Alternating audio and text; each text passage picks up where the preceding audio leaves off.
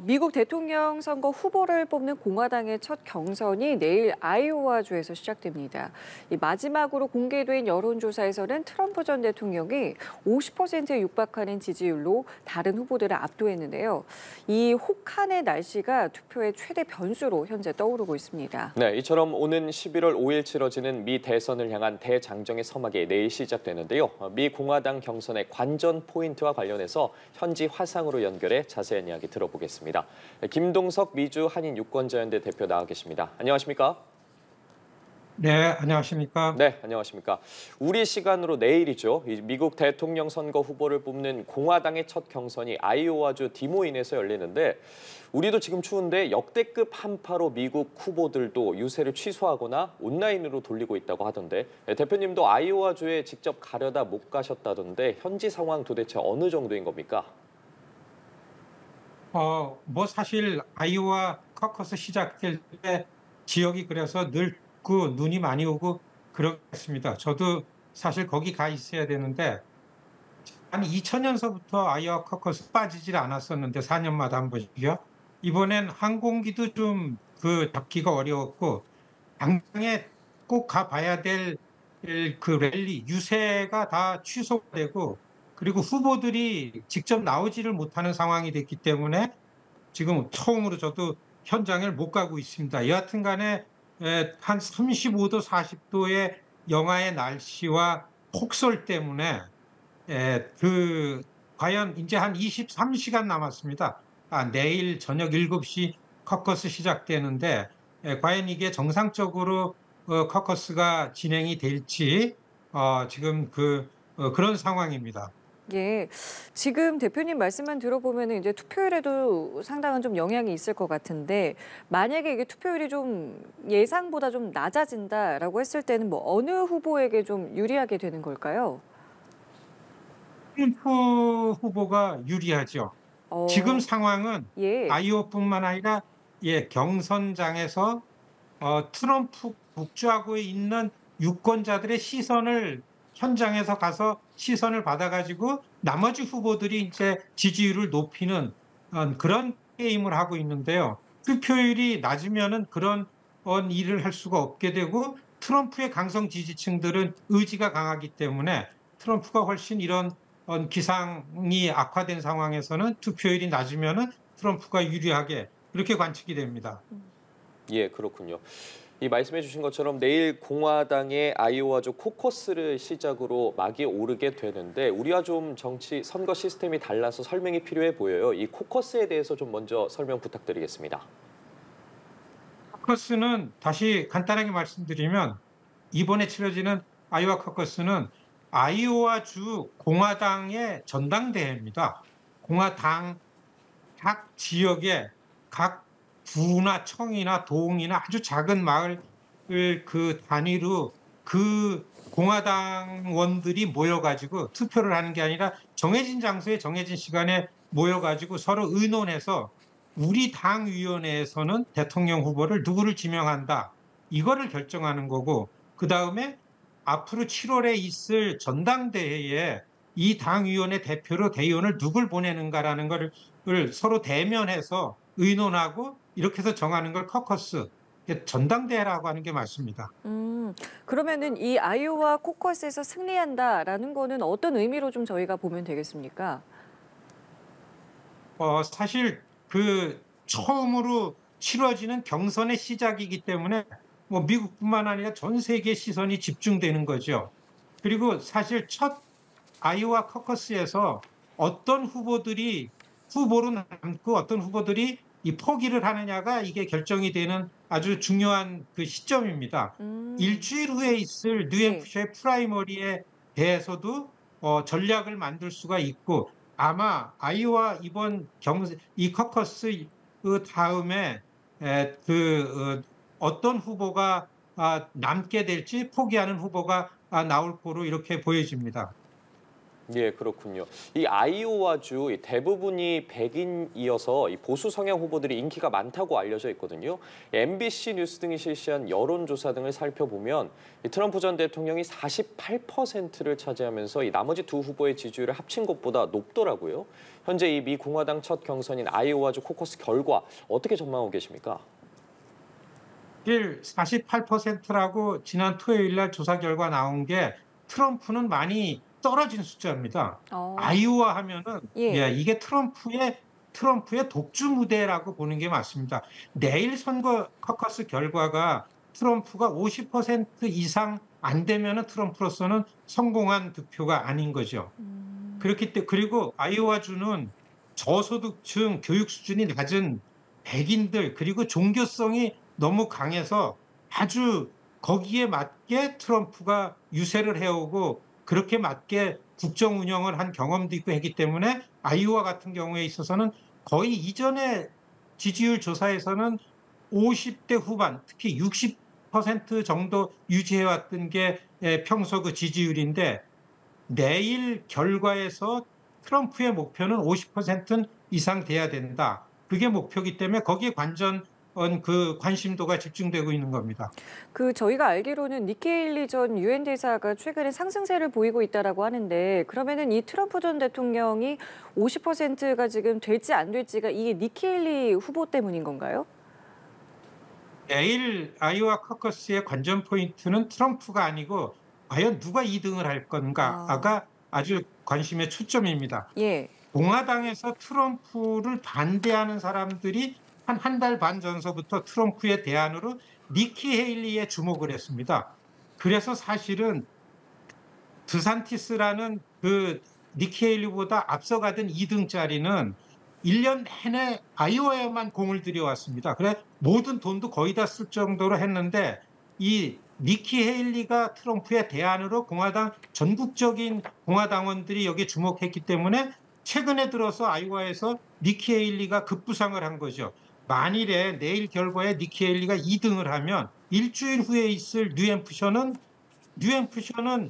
트럼프 지역이 아니고 니키 헤일리 지역입니다. 교육 수준이 높고 좀 부자고 그리고 종교성이 약하고 하기 때문에 니키 헤일리와 트럼프가 거의 동등한 수준의 지지율이 나오기 때문에 내일 아이오와 커커스에서 과연 니키 헤일리가 얼마나 좋은 성적으로 2등을 하느냐 그러면은 이제 모든 뉴스의 초점은 과연 공화당의 트럼프의 독주를 니키 헤일리를 중심으로 이걸 막을 수 있는가라는 이런 그 기대치와 다시 주목을 받게 된다. 이게 바로 내일 커커스의 관전 포인트라고 할 수 있습니다.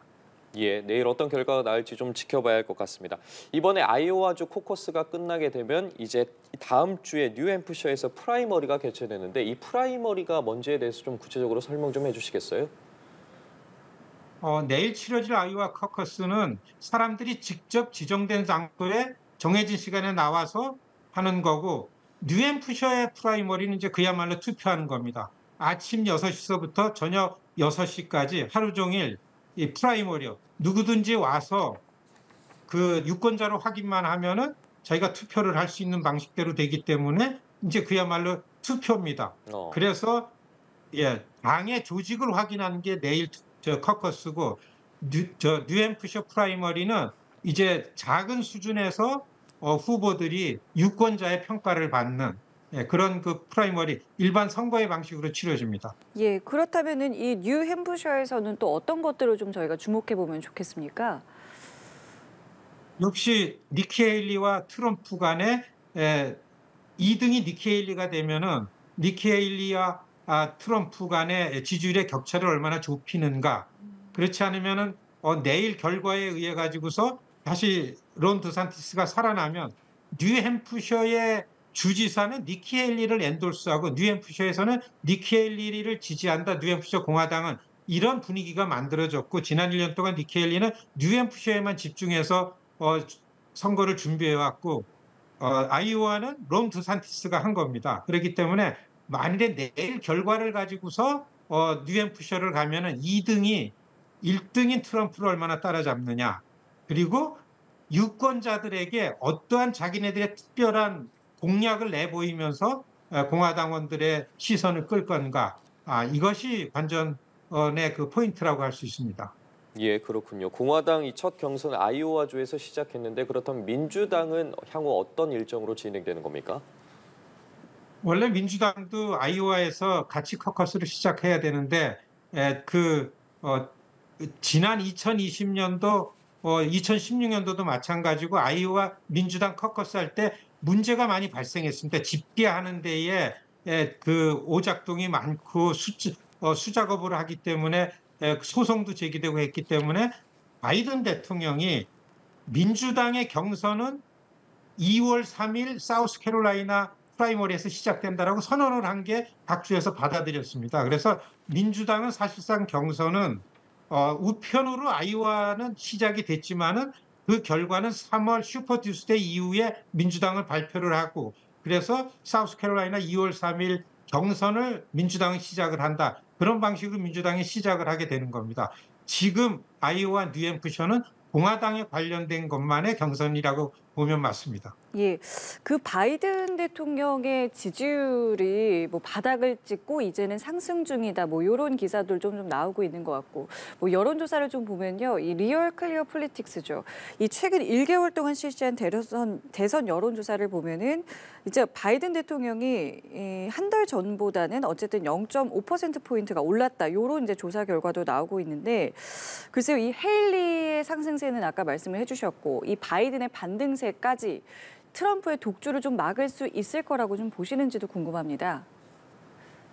선거전이 본격적으로 시작된 시점에서 나오는 바이든 대통령, 현직 대통령의 지지율이 상승이라고 보기는 아직 어려운 것 같습니다. 많은 전문가들이 그렇게 보고 있고요. 예. 다만 바이든 대통령이 이 공화당의 이제 트럼프 대통령을 양자 대결로 가상을 할 때 보면은 지금 고민은 트럼프 대통령이 갖고 있는 지지율의 변수가 두 개의 전쟁이 아직 진행 중이고 그리고 이 국내에서 나타나고 있는 경제 지표들이 그 아주 나쁘지는 않지만은 지지율을 높일 수 있을 만큼 보여지지는 않고 그 다음에 민주당의 그 망력을 가지고 국정 운영을 하는 데에 현직 대통령은 이 성과를 내야 되는데 하원 다수당인 공화당이 아직까지 예산안을 높여서 바이든 대통령 공약을 실행하지를 못하고 있는 상황입니다. 바이든 대통령 지지율이 올라간다라고 보는 시점보다는 지금은 오히려 공화당 쪽의 경선을 보면서 어떻게 바이든 대통령을 대할까라는 공화당이 갖고 나오는 이런 그 이슈, 공격 이런 게 어떤 거에 의해서 바이든 대통령의 그 선거판의 지지율이 변동이 될 거라고 그렇게 보여집니다. 예, 말씀해 주신 것처럼 이제 바이든 대통령 입장에서는 특히 11월 대선을 앞두고 이 묵직한 외교적 성과가 필요해 보이는데 트럼프 전 대통령은 경선에서 김정은 위원장과의 친분을 계속 강조하고 있습니다. 예, 북한이 어제도 미사일을 발사하면서 북한의 도발이 그 어느 때보다 고조된 상황인데 바이든 대통령이 트럼프 전 대통령을 이기기 위해서 앞으로 어떤 전략을 좀 펼칠 거라고 보십니까? 어제 유세장 랠리에서 트럼프 대통령이 이것저것 얘기하다가 북한 김정은 얘기하고 그 관계로서 나는 뭘 할 수 있다 이런 그 특유의 좀 그런 돌출적인 발언으로 나온다는 게 맞고요. 지금 바이든 대통령이 외교 안보로 낼 수 있는 성과는 그냥 전문가들이 볼 때는 굉장히 좀 그 회의적입니다.